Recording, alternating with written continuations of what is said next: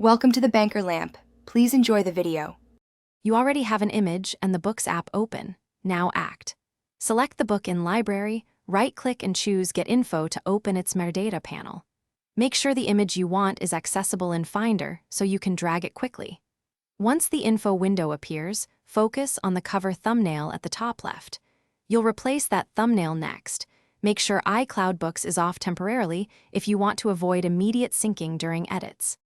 Drag the prepared image from Finder directly onto the cover thumbnail in Get Info. You'll see it swap immediately. If the book is a PDF, ensure the file isn't locked, otherwise duplicate the file first. While you're in Get Info, correct title and author fields so metadata matches the new cover. This helps cataloging and syncing. Once done, click OK or Save. Make sure the image looks sharp. If not, swap in a higher resolution file and repeat the drag and drop step. After saving, close the metadata window and inspect the library. The new cover should display. If you use iCloud Books, turn it back on and allow time to sync so other devices receive the update. If the cover doesn't change, quit Books and relaunch. Then reopen Get Info and try again. As a key troubleshooting tip, remove the book from Books. After backing up the file, re-import it with the edited cover and verify iCloud sync.